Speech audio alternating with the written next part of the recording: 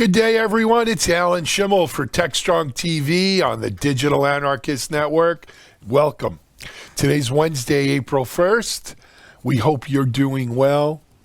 If you're joining in, whether you're working from home, which you probably are, or maybe in an office, thanks for joining us. We are broadcasting on the Digital Anarchist Network, so you might be watching this on YouTube, Devops TV, or Facebook Live, LinkedIn Live, or maybe digitalanarchist.com, or right here on YouTube on TechStrong.tv. You can watch it on there too. And if you're watching it on television, you can catch it on our Roku, Amazon Fire Stick, and Apple TV channels if you download the Devops.com channel. And no matter where you're watching it, thanks for joining us. We are putting on TechStrong TV on a daily basis now. If you're like me, I'm thinking you've had enough of watching CNN or Fox News or MSNBC or whatever you watch. Those 24-hour news cycles will just depress you, frankly. And you're probably binging on your Netflix and looking for fresh meat on Amazon or Amazon Prime or new things to watch on Hulu. But maybe you could do that tonight. And for the next few hours, we're going to try to entertain you, keep you up to date with what's happening in tech, and give you some great content. So just a quick reminder that TechStrong TV is brought to you by Devops, the folks behind Devops.com, Security Boulevard, and Container Journal. And we'll be doing a TechStrong conference. You can start getting details for that over at TechStrongCon.com. And we're announcing our first round of speakers tomorrow. Actually, we are going to feature two of our speakers today from TechStrongCon, and we'll go into that in just a moment. So we have about 2 hours again today lined up for you. Hopefully by next week we'll push it to 3 hours and then eventually on to 4 hours. And we hope that this will become a daily stop for you where, while you're working, keep it on in the background. If you could always stop and start it. It is being recorded, so if you don't catch the live show, you could come back and watch it on demand later as well. That's about it. If we're ready now, let's going to do a quick word from our sponsors, and we're going to come back with our first segment. Devops.com is the #1 online destination for DevOps education and community building. Devops.com covers all aspects of DevOps, including DevOps best practices and tools, DevOps culture, DevSecOps, business impact, continuous testing, continuous delivery, and more. Devops.com has the largest collection of original DevOps content, featuring breaking news, blog posts, podcasts, and more. Visit www.devops.com to learn more. Devops.com, where the world meets DevOps.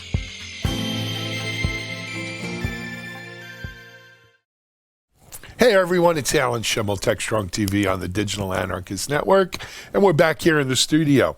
This next segment, again, comes from our archives. I'm trying to highlight some of the best that we have on digitalanarchist.com, as well as pulling from our YouTube Devops TV archive. This next segment features a woman who I had the pleasure of meeting originally in Williamsburg, Brooklyn, at the GitLab Commit conference. And actually this video is from the GitLab Commit conference in Williamsburg. I want to say it was last October and November. This is a relatively young woman who named Jasmine James. Jasmine runs the DevOps Center of Excellence at Delta. And beyond just doing an amazing job and really showcasing in her presentations and her discussions what she's doing and what Delta is doing around DevOps, to me, she is really just a rising star in the DevOps community. She is articulate, really bright. There's almost an aura around her when she's speaking, and I find myself, I can just watch and listen to her talk about DevOps all day. I mean, just a lot of great things to say. I think you're going to really enjoy this conversation. So with that, let me jump out. This is Jasmine James from Delta at Devops at GitLab Commit in Williamsburg, Brooklyn in late 2019. We'll be right back after the video. This is Digital Anarchist at GitLab Commit, Brooklyn, 2019. Hey everyone, it's Alan Schimmel for Devops.com, and we're here in Brooklyn of all places for GitLab Commit, coming at you on the Digital Anarchist.live streaming platform. And for those of us joining live today, thanks for joining. I hope you're enjoying our guests and interviews. And for those of you maybe who are watching this as not live and recorded, you should go check out some of the other interviews we did here today, because it was a great event here by GitLab and a lot of interesting information for you. Let me introduce you to our next guest up on Digital Anarchist Live. It's Jasmine James. Hi. Coming all the way from Atlanta, Georgia. She works for Delta. And Jasmine, welcome. Thank you so much for having me, Alan. Thank you. So let's start off with Jasmine. What do you do at Delta? So I'm the manager of the DevOps Center of Excellence, and what we do is provide tooling and capabilities for developers at Delta to enable DevOps. So in a short, that's what we do. Great. You know what? You're the first person I've ever had who has a DevOps Center of Excellence. Yeah. And that, coming from the enterprise side of the house, when they're setting up centers of excellence for something, it's real. Yeah. And so that's fantastic to hear. How long has this DevOps Center of Excellence been around? So our team really emerged from legacy tooling that was available, and because we were embarking upon transformation, we wanted to enable DevOps, we kind of just rebranded ourselves into the DevOps Center of Excellence. So Very cool. I would say we've been around for about 2.5 years. Yeah. Fantastic. And you are kind of standardizing on tools for the DevOps teams throughout the organization? Yes. So at Delta, there were a lot of teams that were doing a lot of cool stuff. So we wanted to kind of bring it all in and provide some standards and best practices so that some of the teams who were not as mature could leverage the same capabilities. Yeah. So excellent and very noble of you to do, but I think one of the things we see in our audience is developers want to be free, right? Yes. And everybody wants to use their own tools. And let's face it, it's hard hiring and keeping For sure. good developers, good DevOps teams. And so the tendency is, all right, if they really feel strongly about using this tool, have at it. Yeah. How do you balance that with, hey, we got a big company to run here and we all can't talk a different language? Yeah, I think it's important to know that you're listening to the developers and that you're really honestly considering their wants and needs. We try to provide guardrails, not necessarily like hard guardrails, just provide some things to stay in between. We don't discourage innovation. We have a lot of teams at Delta that are doing really cool things, but when we find something cool, we want to bring it in and make sure that it's within our enterprise best practices and then propagate that into the rest of the organization. Absolutely. Yeah. So you're almost providing guidance and stuff like that. Right, exactly. Just to get, look, we all know Delta's a very big enterprise, but how many different DevOps teams do you think are within Delta? Oh my goodness. I would say upwards of 200 or more. We have a Really? lot of Wow. application teams, and now that we're focused on taking our monolithic applications and breaking them down and even further and have development teams focused on certain microservices, it's multiplying, Right, I think. that's Yeah. crazy. Yeah. And that's good. And hence the need for a DevOps Center of Excellence. Exactly, yeah. I get it. What brings you up to GitLab? Well, we are Commit, excuse me. Yeah, we are a proud customer of GitLab, and they were like the first partner that we started off with on this new tooling journey. So it's very, very good to see how far they've come since then, and how other companies are leveraging all these capabilities that are out there. We're only so far leveraging version control, but we're looking at bringing in the CI portion to serve as another offering for our development community and provide like 2 tracks, if you will, to CI/CD into the cloud native world. That's excellent. And I think that's probably the normal sort of evolutionary path Right. for GitLab customers is, you first come to the Git part of it, right? The version control and repo. And then, they're really well known for CI. And, Yes. and once you're starting CI, well, then CD's the next foot, right? Yep. And then, but then there's also the security and there's post. They're adding part of their announcement today about raising, this next big round is to add this functionality for an end-to-end, Yeah. DevOps solution. So it's pretty cool in there. How do you resolve, hundreds of DevOps teams using dozens of tools? How do you, as we said before, you got to let people choose what they want.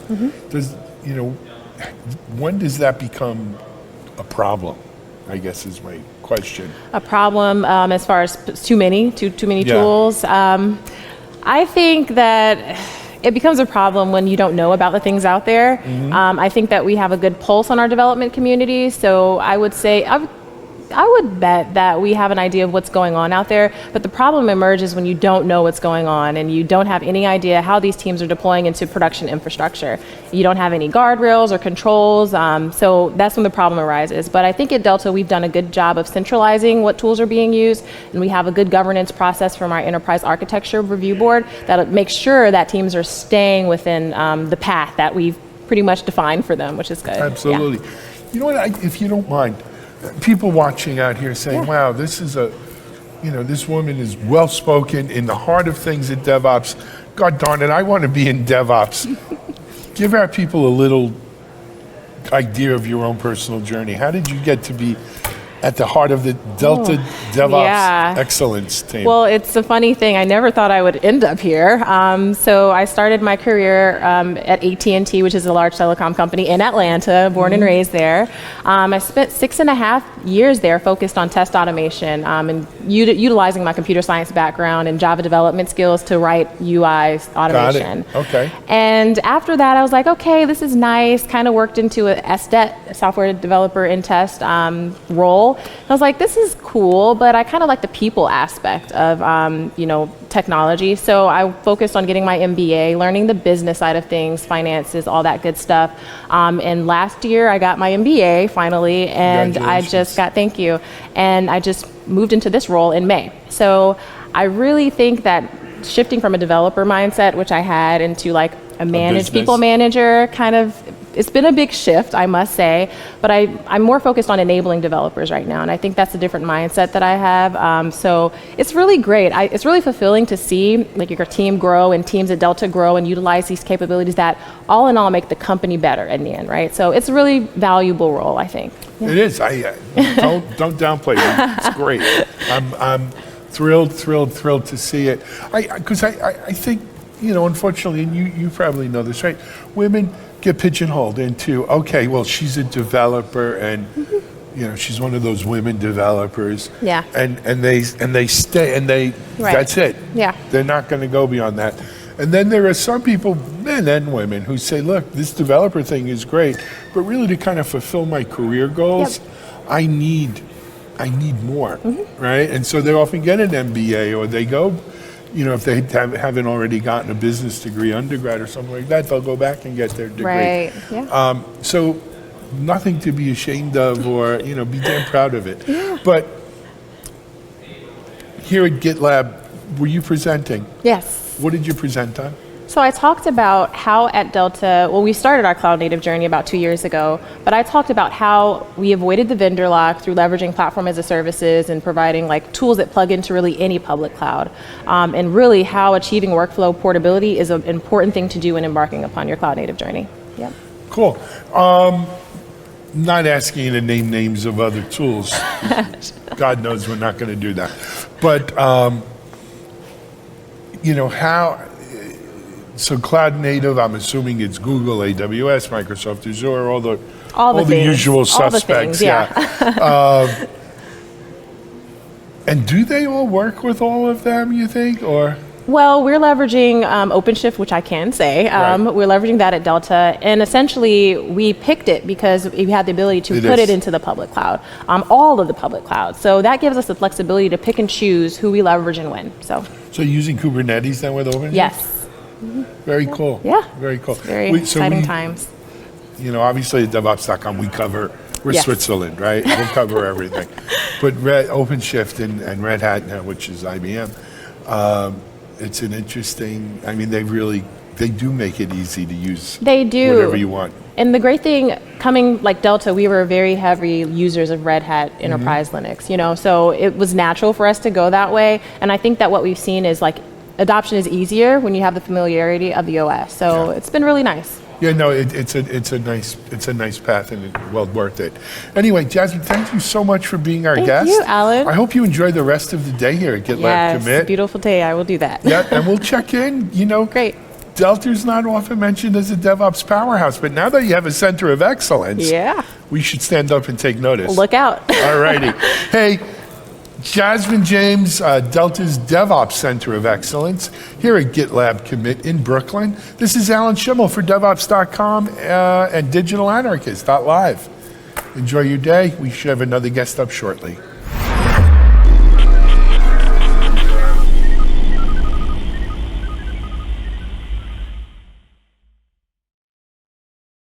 SecurityBoulevard.com is the leading resource for news, analysis, and education on challenges facing the cybersecurity industry. SecurityBoulevard.com covers all aspects of cybersecurity, including data security, DevSecOps, cloud security, application security, network security, security threats, and more.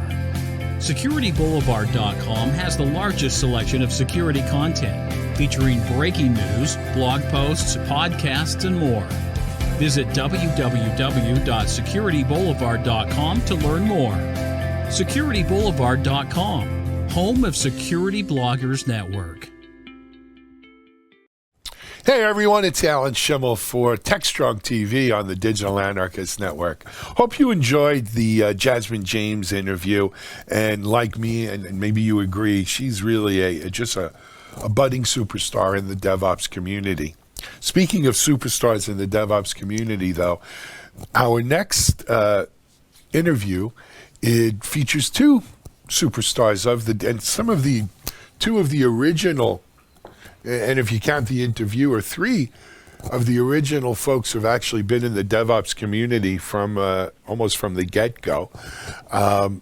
One is my Digital Anarchist co-founder, John Willis, who, of course, was at the very first DevOps days in Ghent, Belgium, and then, along with Damon Edwards, put on the first DevOps days here in the U.S. in Mountain View. Jane Grohl, my partner in the DevOps Institute, interviews our guests in this. And Jane was also at the very first DevOps days in Mountain View, actually, one of the few women there. And then joining John and Jane is Andrew Clay Schaefer. Of course, Andrew was one of the founders of Puppet.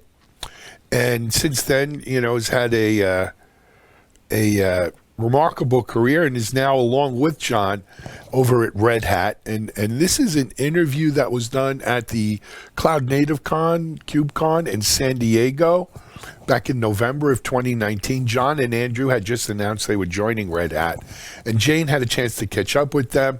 And John and Andrew kind of give us why it was important to join Red Hat, what their mission is, and really what they're trying to do in the DevOps community. So with that said, let me bring you back now to KubeCon in San Diego with Jane Grohl interviewing John Willis and Andrew Clay Schaefer. This is Digital Anarchist at KubeCon, Cloud Native Con, San Diego 2019. Hi everyone, it's Jane Grohl, DevOps Institute here at KubeCon for Digital Anarchist. I'm here with really two of my favorite folks from the DevOps space, Andrew Clay Schaefer, John Willis. Welcome, now of Red Hat, right? Thanks for having us. Yeah, and kind of excited to talk about this new initiative that you guys are doing, this team that you're forming for Red Hat. Both of you have been such strong influencers in the DevOps community and really helping to shape. I mean, look at where we are today. We're at a place where there's 12,000 other people. That's crazy. Right? It's a little crazy from, way back. I think I met you, I know I met John in 2012, so, that's a long time ago. So talk a little bit about what you're doing with Red Hat and sort of what your goals and perspectives of like where we are today compared to your vision of where we might have been a few years ago. That's a lot to unpack. All right, well, I'll start. Okay. I think, one of the things, though, I say this, I've known Andrew for years. I sort of he's molded a lot of the ways I've thought, and that's a big thing. Like, I don't want to say that I think I'm a big deal, but I'm a deal, right?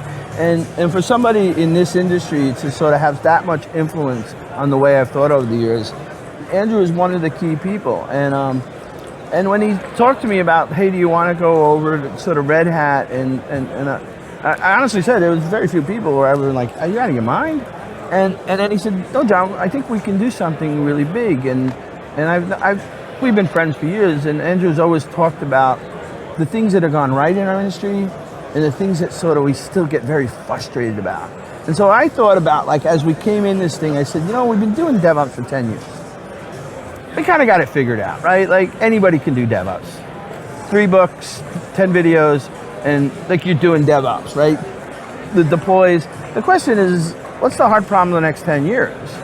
And I thought, bringing in Kevin Bear and Jay Bloom and putting us together to say, can we attempt to look at this problem of what is the next 10 years of this stuff, right?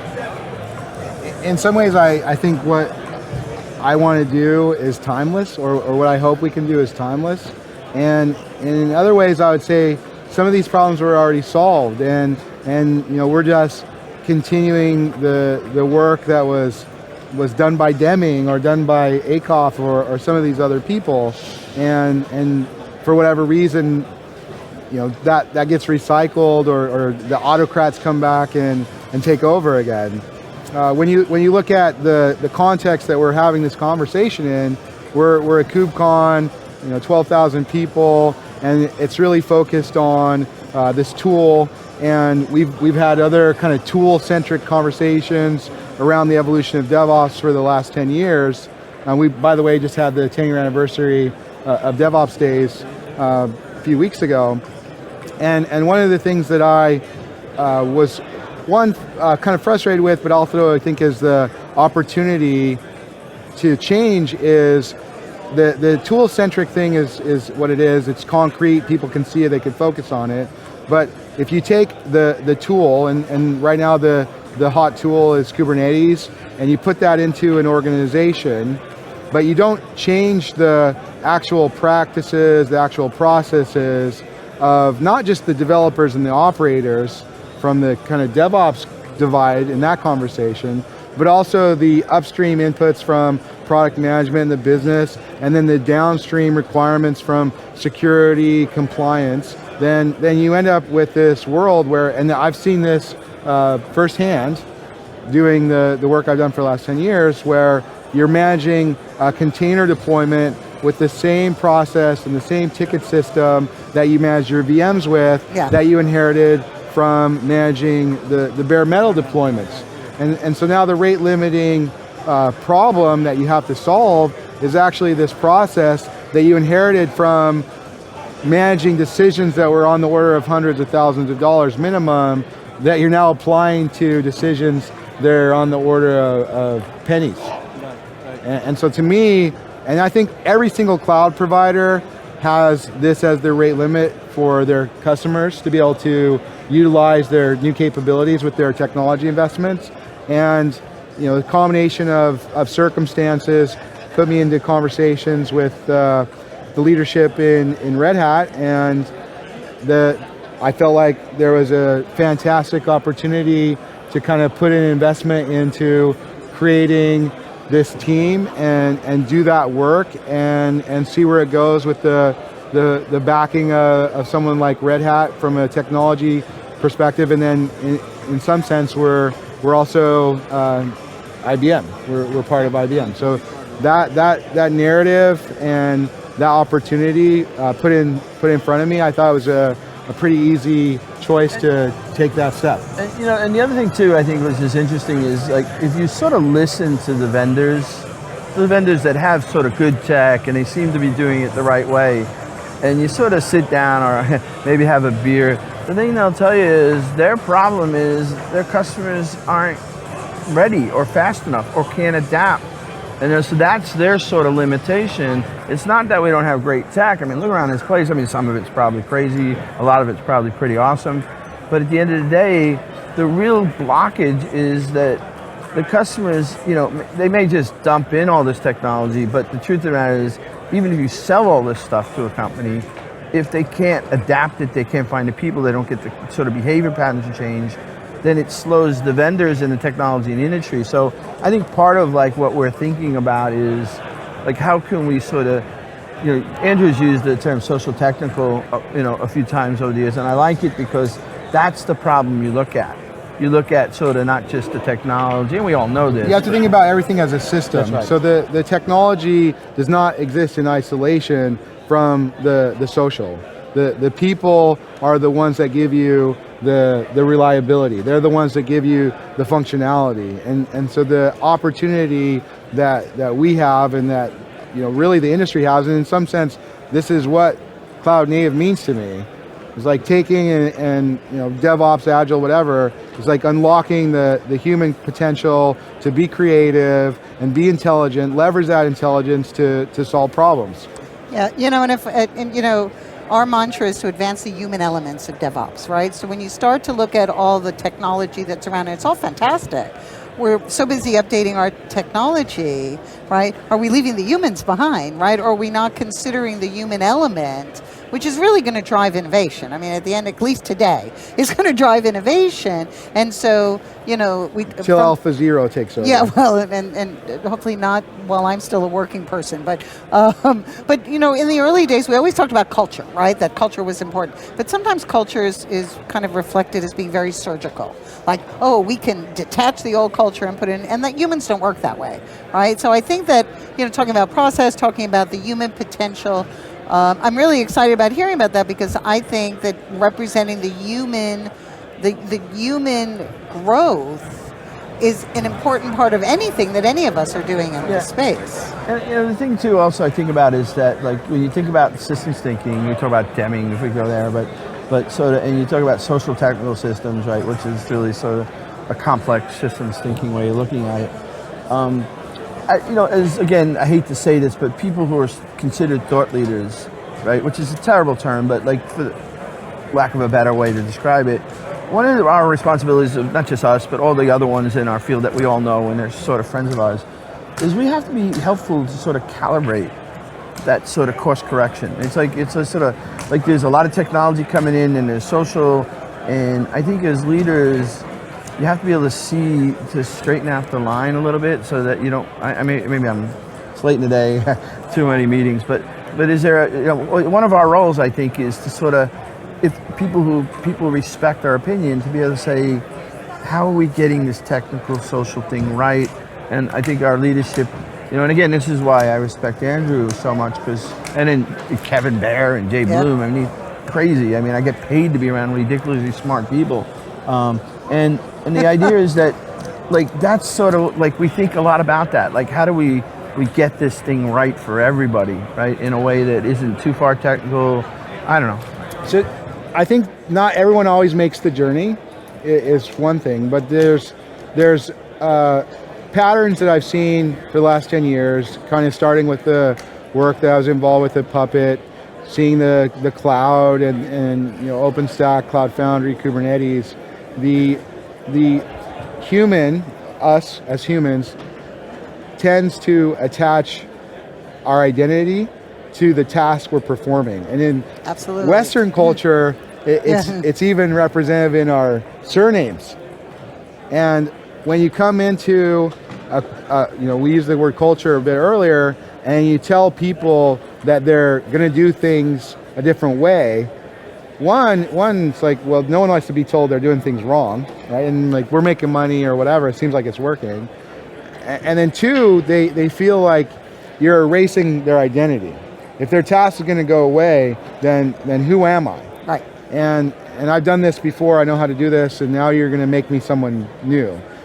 So the trick in a lot of this, or what I feel helps people kind of make those journeys, or more people make those journeys, is instead of framing it as this thing that you are going to eliminate, that you're going to change because it's wrong, find ways to attach that person's story to becoming a hero in the new version. Everyone wants to be a hero in their own story. And some of this is social engineering, if you will, maybe harder than the technology engineering part, but that attachment to the higher part of the mission.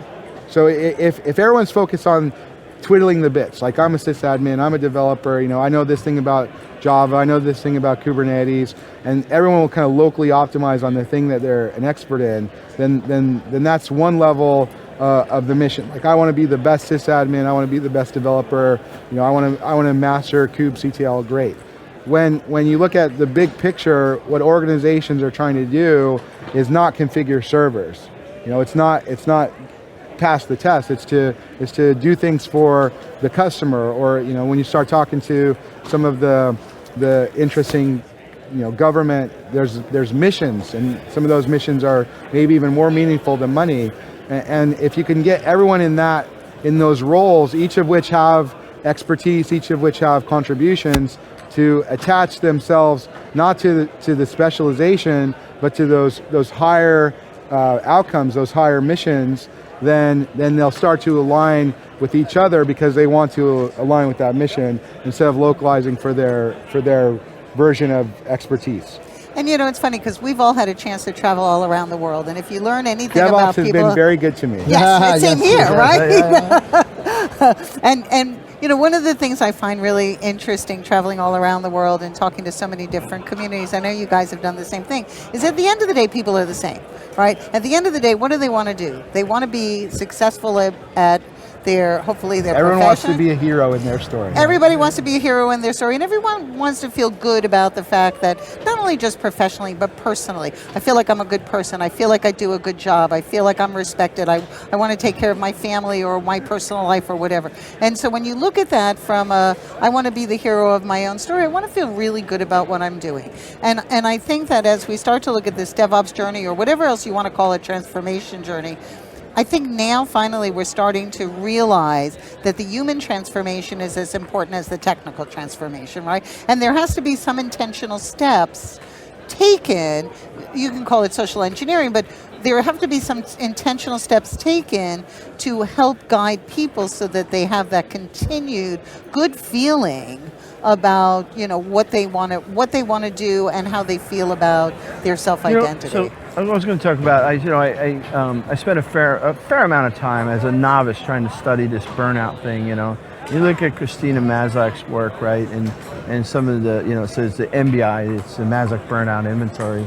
And there's sort of three variables that they look at, right? And one is sort of exhaustion, which is actually, I've had talks with her that maybe that's sort of overrated, even though it's like all the oxygen and certain burnout. Because in our field, for the most part, we're all pretty well paid, and we can recognize sort of death camp paces, and I think we have a little freedom there. The second is a cynicism, which was I get so tired of everybody else, everybody's an idiot, I know what I'm doing, and that's part. But the one I think that goes back to this health of like the social engineering and how do you get sort of healthy social technicism is efficacy.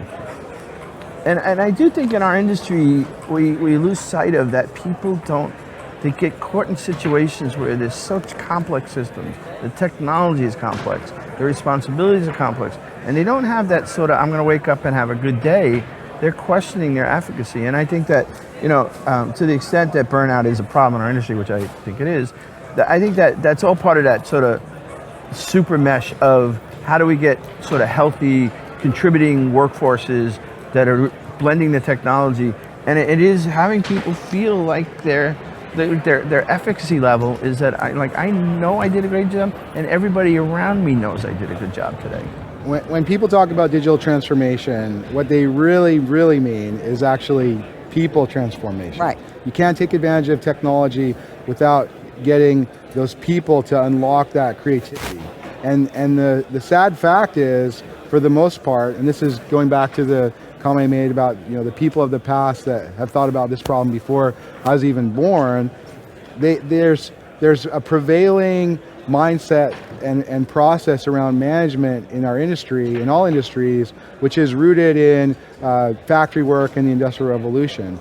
And if you want to compete in the knowledge economy and really unlock the creative intellect of the people that you're employing to do that, then you got to move into this new kind of mindset. You got to move into this sort of left-shifted understanding of what enables humans to attach their passion and their expertise to those higher goals. So I'm gonna throw out a suggestion. We're hearing about service mesh, right? Everybody's talking about service mesh. Let's talk about human mesh, right? I mean, really kind of looking at it as we have to look at the fact that underneath all of this, now you also realize we have multi-generational, right? We have a multi-generational workforce, and so that makes this human mesh even more We're interesting. supposed to make a okay boomer joke. You can make an okay boomer joke to me, baby, because I am a boomer, and I'm proud of it, right? But I'm at the end of the boomers, but still, yeah. I mean, I think when you're really looking at, the complexity of it, and I really hope, let's go back to Red Hat for just a minute. I really hope that, listening to you speak about this, I'm really excited to hear that, process is a human, is at least it's replicated in automation, right? Social engineering, or really kind of the human condition or the human potential. One of the things that made this possible was conversations that I had with Jim Whitehurst, the CEO of Red Hat, and he wrote a book that was published by Harvard Business Review about open organizations, and he'd come to some of these similar conclusions to the ideas. He actually watched the There Is No Talent Shortage talk that I did at Velocity a few years ago, and we had this really intense conversation about how he'd come to these realizations from this open organization leadership. And he was CEO of this company that just got bought for $34 billion. Yeah. So when he was sort of resonating with me on these ideas about what was possible to transform and unlock the human potential to apply passion to solve problems, and not just problems for like, oh, here's this business, but if you really look at what's happening on this planet, there's a lot of hard problems that individually none of us can solve, but collectively maybe we have a chance. And I keep saying it was Andrew's the only one who could have got me in the door. But quite frankly, what he wanted to do is have me talk to Jim pretty early in the process. And, I got to say, that was really a second hurdle. And the way he thought, his book, the way he sort of responded to the way Andrew was thinking, and then he asked me what I was thinking about. And I just love this opportunity. We're trying to do a big thing on a big stage. And I don't think, we've been given sort of an opportunity with a leader that, like, honestly, I didn't know much about him until sort of I walked in the door, and I've just been, we've met a lot of CEOs over our years. I like the way this guy thinks. I think the stage we're on is big. So I think we're going to have a lot of fun. Let's see what happens. So what's the next steps? Baby steps. Watch Baby this steps. space. Yeah, good. Coming soon. I mean, we're in the honeymoon phase of a new relationship. We're learning a lot about what Red Hat is. I mean, we knew certain things. I've been in and around this technology for a while, but when you get into the reality of it, we're going to get involved with the customers. We're going to help the internal people, and I think like the actual day-to-day of what we're going to do for the first phase is we're going to try to prove some of these things in the small. We're going to pick a few customers and get involved really deeply with designing some of the stuff that they do together with our technology to leverage that technology investment. And then as we prove our hypothesis true, then we'll get the opportunity to do more and more experiments and take the results and apply them to other organizations.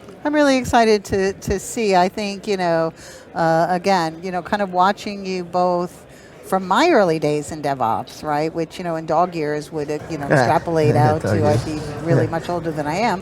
I'm starting to get gray hair. Yeah.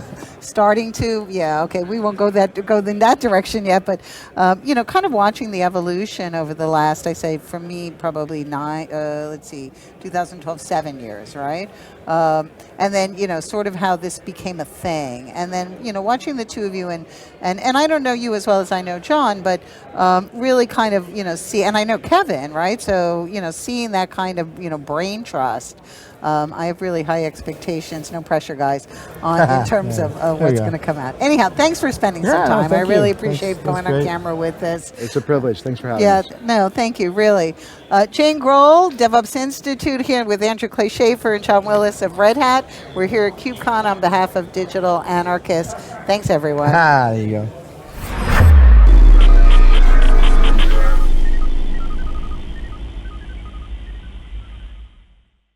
ContainerJournal.com is the leading online destination for centralized computing-related content. ContainerJournal.com covers all aspects of software containers, from container management, data management for containers, container security, networking for containers, to the entire container ecosystem, Kubernetes, microservices, serverless, and more.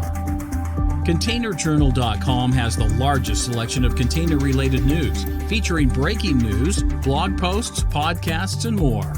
Visit www.containerjournal.com to learn more.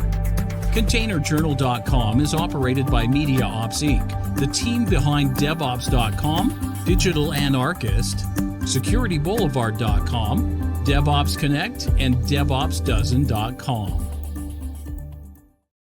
Hey everyone, we're back. Thanks for staying with us. That was a great interview actually with John Willis and Andrew Clay Schaefer from the last KubeCon over in Lisbon, Portugal. And thanks to Jane Grohl for conducting that interview. And John, Andrew, along with Kevin Baer and Jade Bloom are doing some great things over at the Red Hat team. So kudos to them. We'll have John and Andrew and the folks on, especially as we get closer now to the TechStrong conference on June 4th. But for now, I wanted to jump into some news coverage for today. And, again, highlighting what we're seeing out there. I know many of you are at home and you're watching the regular mainstream news, and we're seeing these numbers going up and the death tolls rising. But let me just say that in some ways, look, the more testing we're doing, of course the numbers are going to go up. But that's not necessarily a bad thing as we seek to kind of flatten this curve. So again, I'm always pretty optimistic. I'm hoping that this really starts giving us a little bit more insight and starts giving us something to grab onto as a handle here as we continue living under the COVID cloud, so to speak. Wanted to just highlight a couple of things. First of all, on the Devops.com, the Eclipse Foundation is moving forward with their THEA program. This is an article by Mike Verzard. I really think it is worthwhile reading. And then Humio, in response to this whole COVID thing, has added unlimited storage for log management services. And this is an important thing, right? I know all of you are tired of receiving the letter from the CEO about how my company's responding under COVID. But we're seeing a bunch of other things too, though. Last week we highlighted that Qualys is making a free endpoint vulnerability solution available. Humio adds unlimited log, as this article, another I think that was a Verzard story as well, is out there. So many of our tech companies responding to this by making their solutions either free or unlimited. I mean, where would we be without the Zooms and so forth of the world? So, kudos to the tech companies out there who are responding to this in a positive way at a time when people are talking about cutting back, right, on marketing spends and spend in general and headcounts. These companies are actually giving back. They're letting their products loose into the market to, deliver more value for people as we deal with this. So good for Humio for doing that. I wanted to highlight another article which I highlighted yesterday as well, and that's George Hume's article on analysts and IT spend. I think this is a metric that we're all going to be watching over the next 4 to 6 weeks, which is what are we spending on IT spend, number one, and then within the tech industry itself, what are we seeing spent on marketing? I've reached out to my friend Ken Rutsky, who is Cybersecurity Marketers Dojo and a longtime cybersecurity marketer. Hope to have Ken on maybe next week, and let's see if maybe Ken is seeing any trends around that. But it bears watching, and I think it's going to be interesting. We're going to come back to Devops.com at the end of my news segment here, but I wanted to highlight a few other things, and that is, look, we're dealing with things like virtual desktops and VPNs, right? These are traditional security sort of things. And I'm talking now to my help desk friends out there, my folks at IT is Code, another section within Devops.com, but that's security things too. You guys are probably dealing with more what you may consider rudimentary calls than you've ever dealt with before, as people are really settling into this working from home thing. And kudos to you for your patience, understanding, and answering these sometimes, I'm sure, elementary questions. But you got to understand that we've got to keep the wheels moving. And just like, God bless the first responders and the medical professionals who are treating the sick and dying in the world. These tech support, the help desk people, my IT is Code crowd. What you're doing, keeping the wheels rolling, is vital. I'm not saying you're saving lives like these other folks are, but it's really vital to stop the wheels from falling off. So kudos to you. There's a bunch of articles on Security Boulevard around this. It's hard with Security Boulevard to tell you what's out there, because there's 60 articles a day coming out. So you really got to kind of just skim the front page there and look at the topics and find out what, if anything, tickles you on that. Also, 4 big announcements in Container Journal today. Container Journal is a site where we'll usually put 1 at most 2 articles a day, but we're really starting to see a lot of advancements as Kubernetes and this whole cloud native system becomes the dominant stack, if you will, in terms of deployment. So if you're at home, but and you want to stay up on what's going on in this cloud native world, I really recommend Container Journal for you. Check out the 4 articles today. I think Vizard covered them all. But do check them out. I highly, highly encourage you to do so. The last article I wanted to showcase on our news segment today is an interview that I did with CloudBees CEO Sasha Labouré. Sasha's a friend. We did this interview about a week ago, actually. We got it edited. It went live on Devops.com today. And I'm going to show you that in just a minute. Before we do, though, I wanted to just highlight one other thing for you, and that is our DevOps chat. If you're on SoundCloud or iTunes or Spotify or Stitcher or whatever you listen to audio podcasts on, they're also available on our OTT channels, the Devops.com channels, as well as on on DigitalAnarchist.com. We probably have about 200 podcasts up there, always putting up new podcasts. These are not videos, these are audios. But if podcasts are your thing, they're short. They're usually 20 minutes. Just this past week, we just a newcomer at Red Hat on DevSecOps and OpenShift. That Qualys story that I mentioned about releasing their endpoint security vulnerability tool for free. There's a great podcast on that.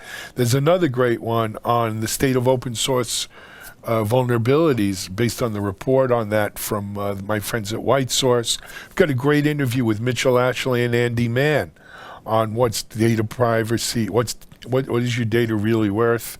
And then I also wanted to highlight a contrast security podcast with Jeff Williams, CTO for Contrast Security, on their new route intelligence. So check them all out. We actually have another podcast going live tomorrow, April 2nd, on DevOps Chats. Can't tell you more about it because it's under embargo, but do check it out in the morning tomorrow.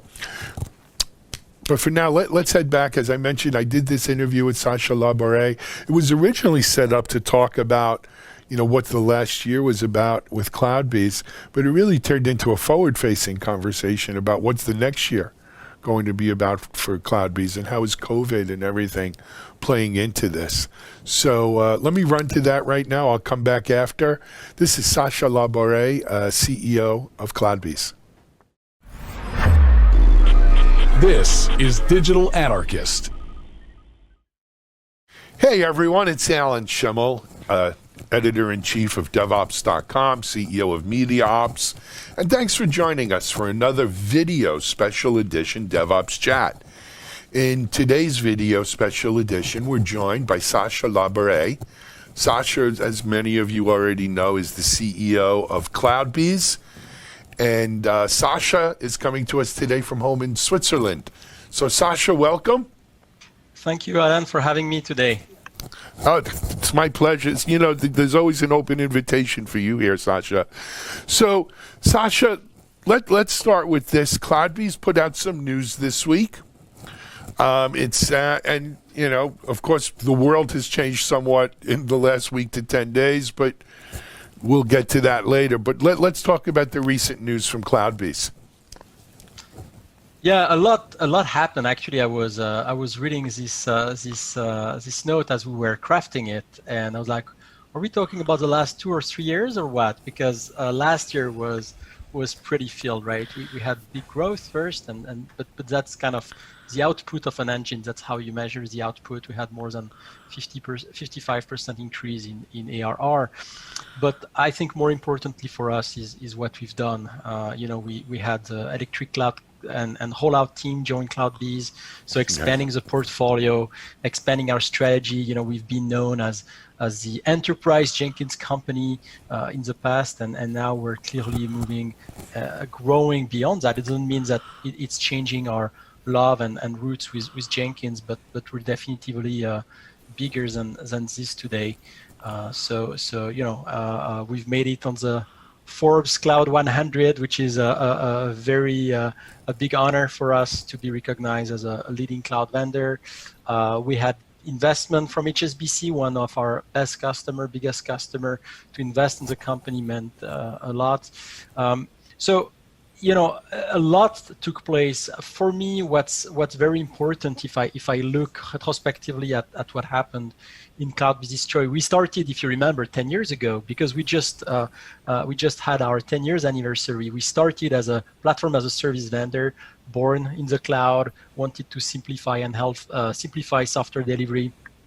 Then moved to be this enterprise Jenkins company, and as we grew and expanded. You have to rewire kind of who you are and redefine your image and so on. So that's kind of the CloudBees 3.0 as we call it internally. And I feel like last year we executed a lot of absolutely key steps to make that happen, to have a much different positioning, and that clarifies our strategy overall. So I'm extremely happy about what has been achieved by the team last year. Sure.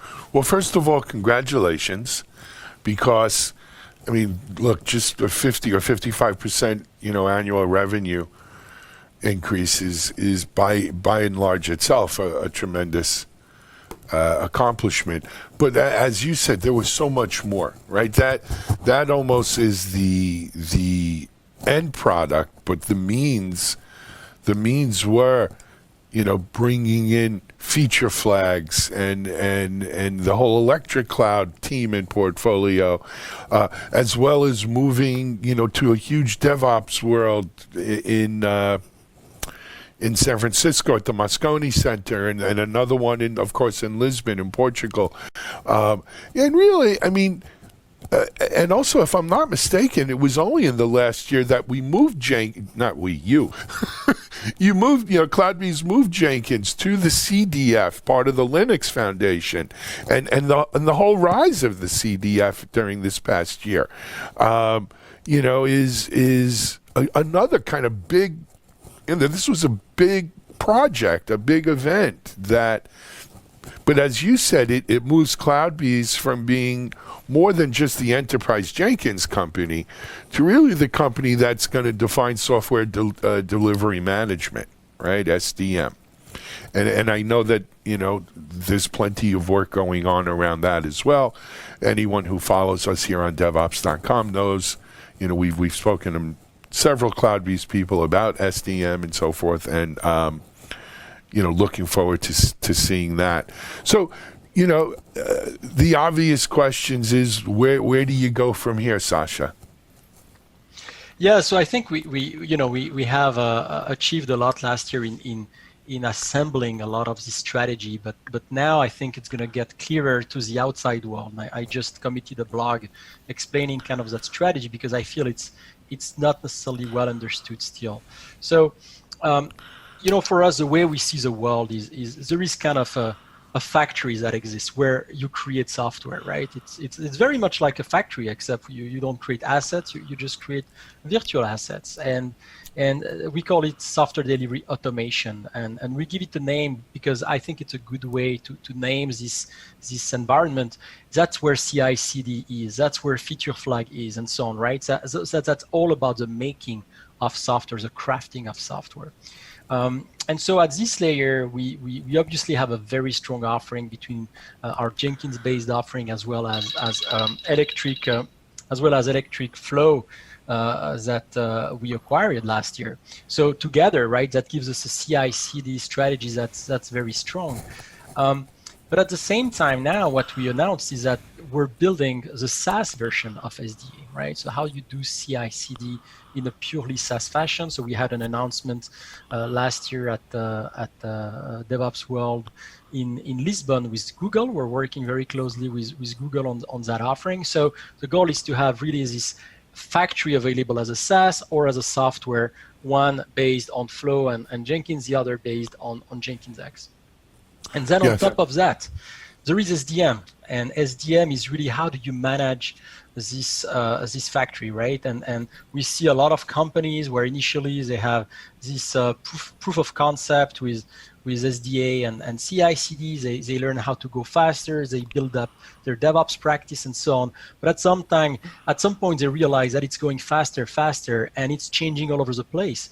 And that's great. That's what they wanted in the first place. But how do you really understand what's going on? How do you extract insights out of this? Where do you see where you can unlock value, while at the same time keeping peace of mind, right? This is a management layer that exists in factories as well, but that does not exist in software delivery. So for us, if you truly want to have mature software delivery, you need to have solid tools to actually do the delivery. That's SDA. And then you need extremely solid tools to have visibility and control over that delivery, and that's SDM. So for us, software delivery is this mix of SDA and SDM, essentially. Excellent. So this SDA is sort of new to me. That's good. So it's SDA with SDM sitting on top of that. Yeah, and the reason we decided to name it something, SDM, we talk a lot about it. I think for us, it's a way to say, the rest, everything that's not about SDM, everything that's about doing things, we call it SDA. It includes a lot more things, right? If you think about all of the testing framework, all of the tools you're using in the process of building software, all of that, you could argue, is part of this overall automation of software delivery. Got it. So, the good news is with the Electric Cloud team and the teams from the other acquisitions, you have the nucleus of the personnel you need to do this kind of thing. How do you, at the same time though, Sasha, when we look at let's call it, the DevOps market, the CI/CD market, you have, CloudBees is one of the leaders. There are others. and a lot of people chasing after this. How does CloudBees' kind of vision of how SDA and SDM, right, kind of one sits on top of the other, if you will. Well, one is at a higher level than the other, right? SDA really is nuts and bolts. SDM is managing the whole thing. Where do you see the market on this, Sasha? Yeah, it's very interesting. We see some vendors interested in providing the full end-to-end experience, right? We've seen that for a couple of years now. You have a couple of vendors really chasing this opportunity to be covering everything from end to end. And I think it has a lot of value, especially for some use cases where you truly want to get started quickly, and you don't necessarily want to make and so that's good. Our view is different, though. Our view of the market is that we feel like a lot of the organizations and the bigger enterprises are definitively our market, they're focused on embracing a lot of the existing assets they have, right? They have a lot of different tools. Every team is doing things slightly differently. You have mobile tools, you have backend Java teams, you have all kind of things taking place, microservices and so on.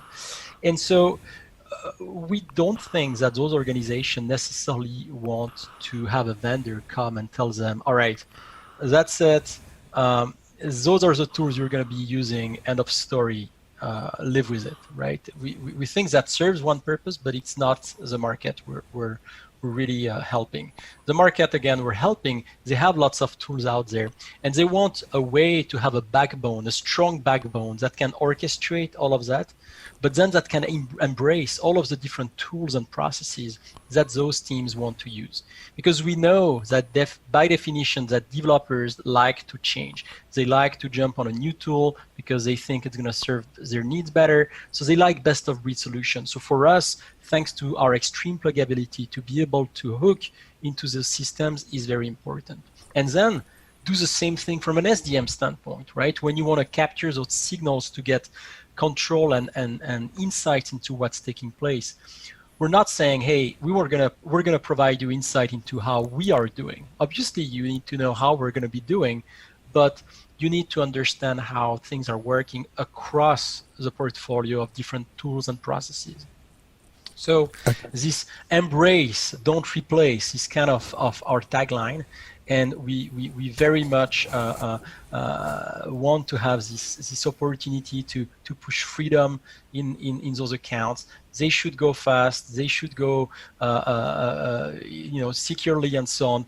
But they know better than we know what tools they should be using. So we want to hook into those, not replace them. Excellent.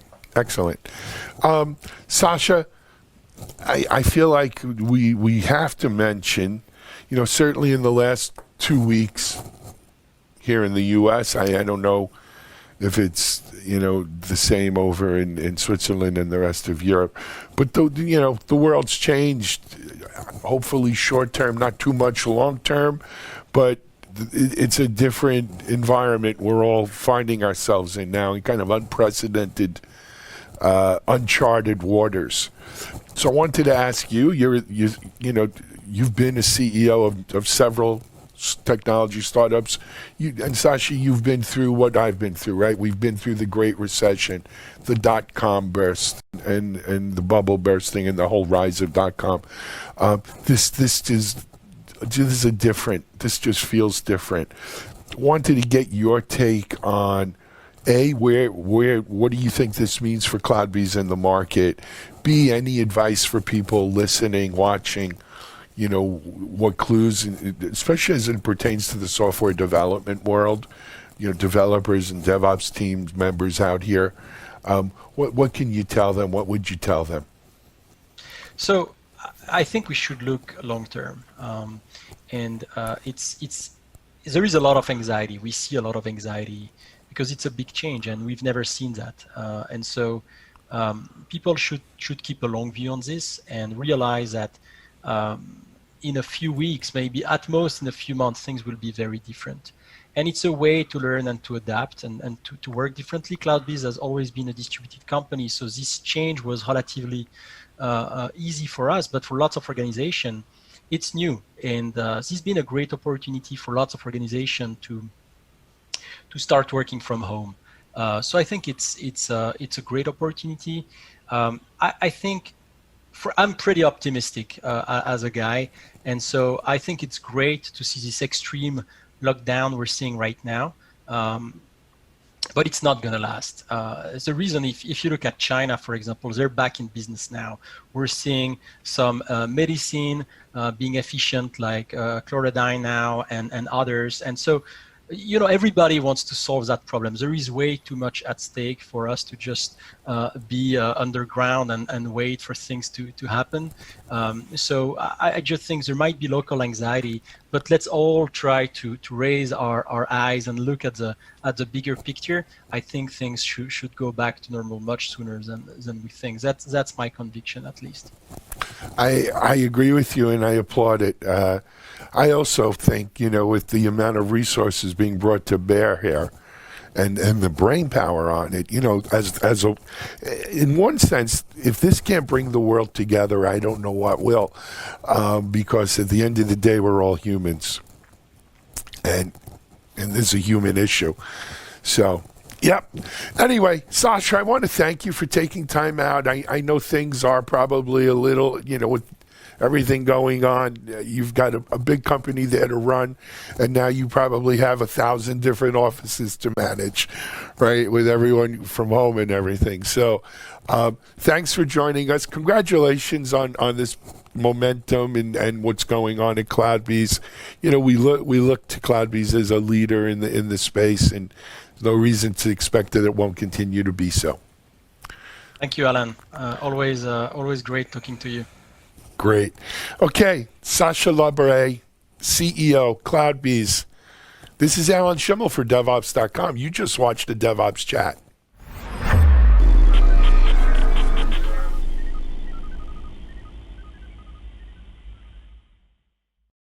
Hey, everyone. Hope you enjoyed that interview with Sasha Labouré. Of course, CloudBees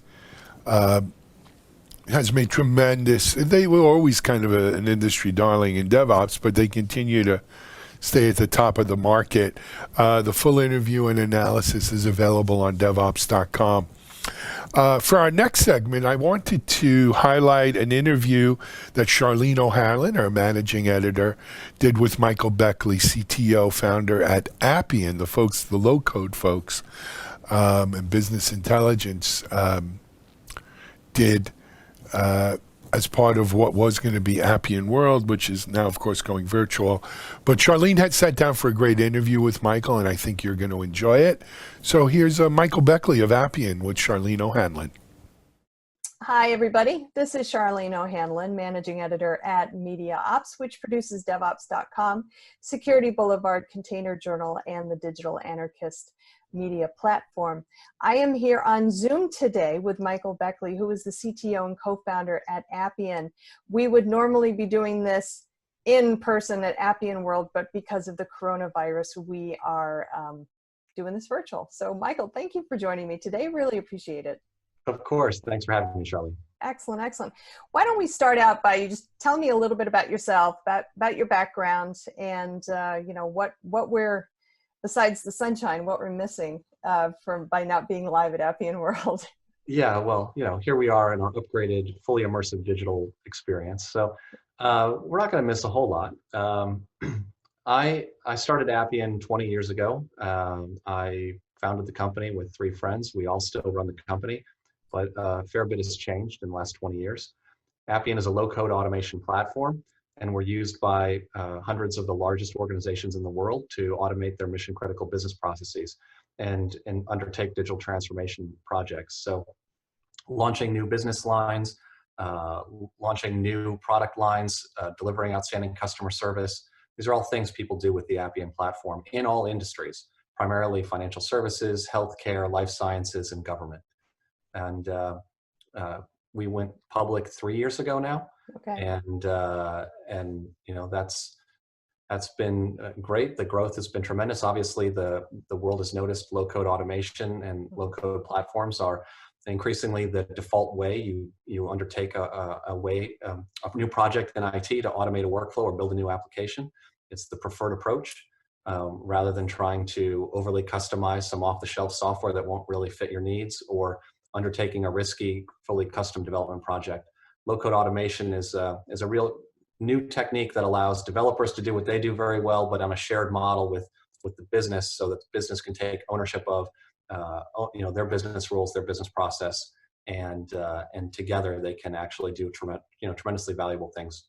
Well, that's great. That's great. So your company was going to be having some announcements at Appian World that I know that you've kind of been filtering out over the last day or two. But tell me a little bit about the Appian RPA, which I understand is one of the bigger announcements.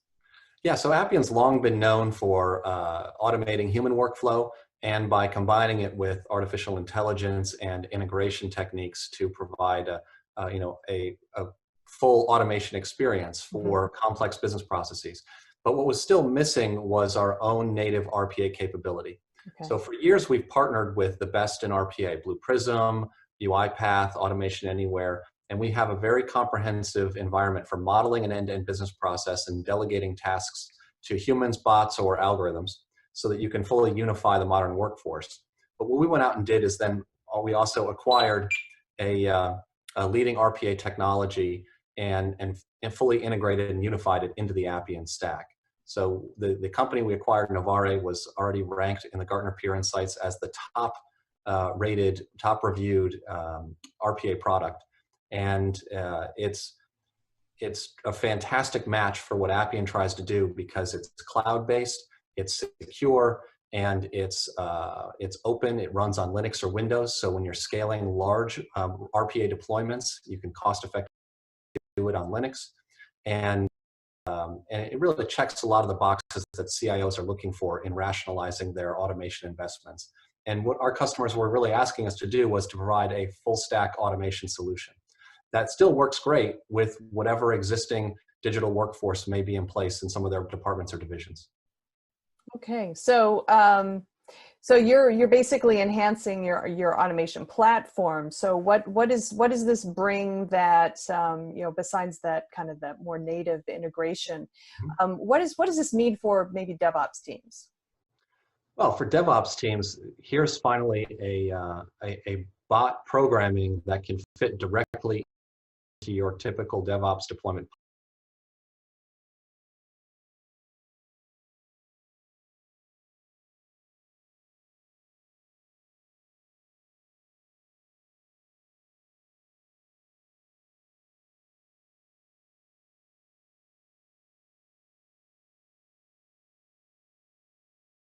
Tasks. And so having the